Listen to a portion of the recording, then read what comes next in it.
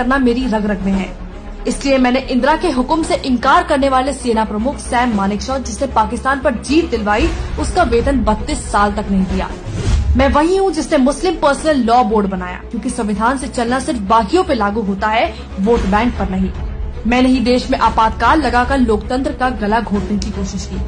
वो मैं ही थी जिसने संविधान में धर्मनिरपेक्ष शब्द को डाला, लेकिन फिर भी हज सब्सिडी देने में कतराई नहीं, और आज भी उसका दुरुपयोग करने में मुझे कोई शर्म नहीं है। वो मैं ही थी जिसने 30,000 से भी ज्यादा सिखों को बेरहमी से कत्लेआम करवाया और उनके गुनहगारों को बचाए रखा।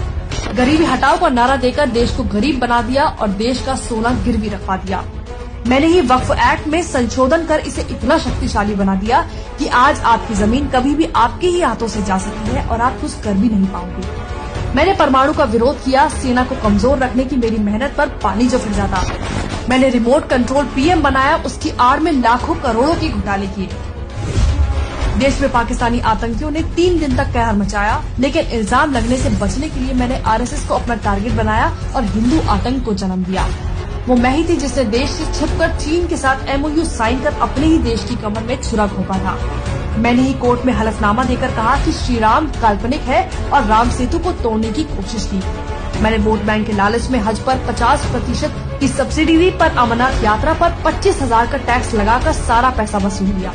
देश में महंगाई को 2 डिजिट में रखना ही मेरी खासियत थी। मैंने CAA पर लोगों को गुमराह कर उसका विरोध किया, जिससे देश की करोड़ों की सरकारी प्रॉपर्टी को नुकसान पहुंचा। मैंने सेना को राफेल ना मिले इसके लिए अंबानी को बदनाम किया। मुझे अपने अस्तित्व को बचाने के लिए चुनाव का ढोंग करना पड़ रहा है, क्योंकि कुछ लोगों को परिवारवाद पसंद नहीं। मैं कांग्रेस हूँ, मुझे नफरत है इस देश से, इस देश के हिंदुओं से। इसलिए मैं चाहती हूँ कि मुझे सत्ता में एक और मौका मिले, ताकि मैं हिंदुओं का इस देश से पूरी तरह विनाश कर पाऊँ।